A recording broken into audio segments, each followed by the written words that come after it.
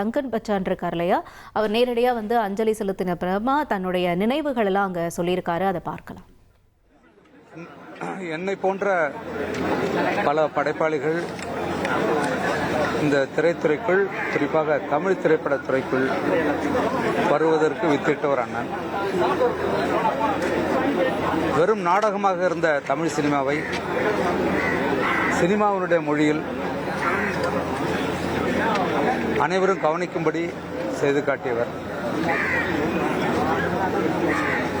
தமிழ் சினிமாவில் தமிழில் பேசினார்கள், ஆனால் நடித்தவர்களும் அந்த உடைகளும் தமிழர்கள் அல்லாதவர்களை காண்பித்த காலத்தில் வேட்டையை மடித்து கட்டிய தமிழர்களை முதலாக தமிழகத்துக்கு அறிமுகப்படுத்தியவர்.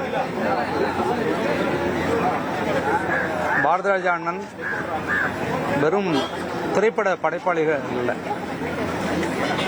அவர் இந்த தமிழ் இனத்துக்கும் இந்த மொழிக்கும் செய்திருக்கிற காரியங்கள் ஏராளம். காலங்காலமாக ஒதுக்கப்பட்டு வந்த கிராமத்து எளிய மனிதர்களை கேமராவுக்கு இந்த முகங்கள் எல்லாம் எடுபடாது என்று இருந்தவரெல்லாம் உடைத்தெறிந்து யதார்த்தத்துக்கு மிக நெருக்கமாக தமிழ் சினிமாவை வளர்த்தெடுத்தவர். அவரை வைத்து ஒரு திரைப்படம் இயக்க எனக்கு நெடுநாள் விருப்பம். ஆனால் அதுக்கான ஒரு கதையை நான் நெடுநாள் தேடிக்கிட்டு இருந்தேன். அதுதான் கருமேகங்கள் கலைகின்றன. 2 ஆண்டுகளுக்கு முன்பு வெளியாச்சு. அநேகமாக எனக்கு தெரிஞ்சு அவர் கடைசியாக கேமரா முன்னாடி நடித்த படம் அதுதான் நினைக்கிறேன். அவர் கொஞ்சம் கஷ்டமே படுத்திட்டேன் நான். ஏன்னா அந்த பாத்திரம் அப்படி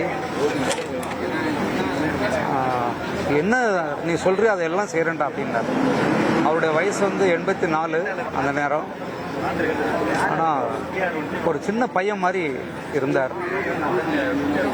ரொம்ப மனசு கஷ்டமா இருக்கு. என்னன்னா இன்றைக்கு தமிழ் சினிமாங்கிற பேர்ல என்னெல்லாமோ வந்துகிட்டு இருக்கு.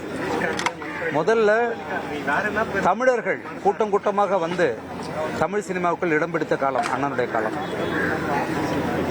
அதன் பிறகுதான் தமிழ் சினிமா உண்மையான தமிழ் சினிமாவை மாறிச்சு. இப்போ தடமாறி போய்கிட்டு இருக்கு மறுபடியும். பாரதிராஜா போன்றவர்கள் தமிழுக்கு, அதாவது தமிழ் மொழிக்கோ இந்த மக்களுக்கோ இந்த இனத்துக்கோ இந்த உரிமைக்கோ எப்போ சிக்கல் வந்தாலும் முதலாளாக வந்து போர்க்களத்தில் நிற்கக்கூடியவர். குறிப்பாக அவர் ஒரு தமிழ் தேசிய சிந்தனையாளர், ஒரு இயக்கமாக மாறிய ஒரு இயக்குனர். படம் எடுத்தா போதும், பணம் சம்பாதிச்சா போதும்னு இருக்கிற இளைஞர்களுக்கு மத்தியில் எங்களை எல்லாம் கூட்டிக் கொண்டு போய் போராட்டம் செய்து சாதித்து காட்டியவர். அரசாங்கத்தை வணங்க வைத்தவர். ஒரு சினிமா படம் எடுத்து யாரும் ஒன்னாலும் காசு பண்ணிடலாம், வெற்றின்னு சொல்லலாம். ஆனால் அந்த திரைப்பட கலை மூலமாக மக்களை மீட்டி எழுப்புறது இருக்குல்ல, அதுக்கான ஆள் இப்போ இல்லை.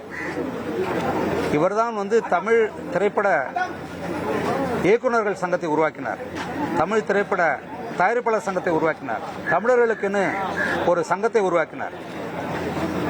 அதுவரை தென்னிந்திய திரைப்பட சங்கமாகத்தான் இது இருந்தது. அவ்வளவு வேலைகள் செய்த ஒரு இதயம் இங்கே வந்து உறங்கிட்டு இருக்கு. கடந்த 2ஆம் தேதி, இன்னைக்கு 7 நாளுக்கு முன்னாடி, நானும் பாட்டாளி மக்கள் கட்சியினுடைய தலைவர் அன்புமணி அவர்களும் வந்து இங்கே அவர் வந்து பார்த்தோம். ரொம்ப நேரம் இங்கேருந்து பேசிகிட்டு இருந்தோம். அவர் இவரை பார்க்கணும்னு விருப்பப்பட்டார். வந்திருந்தோம். அப்போ கூட நான் சும்மா அவருக்கு தெரியுதாங்கிற மாதிரி தான் நான் கேட்டேன்.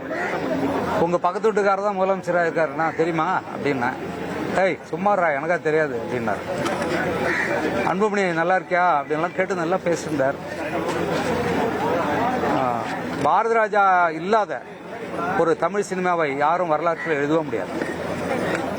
பாரதிராஜா கிட்ட இருந்து சினிமாவை மட்டும் கற்றுக்கூடாது, அவருடைய மொழிப்பற்று, அவருடைய இனப்பற்று, இந்த தமிழ் தேசிய பற்று, இதையும் நம்ம வந்து கற்றுக்கொள்ளணும். அவருடைய மனம் அமைதி காணட்டும்.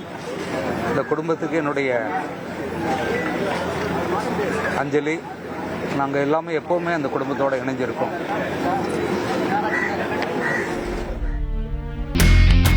இனி செல்லும் இடமெல்லாம் செய்தி. தந்தி டிவியின் வாட்ஸ்அப் சேனலை ஃபாலோ பண்ணினா செல்ல இருக்கும் இடமெல்லாம் செய்தி. இதோ QR கோட் இப்பவே ஸ்கேன் பண்ணுங்க, ஃபாலோ பண்ணுங்க.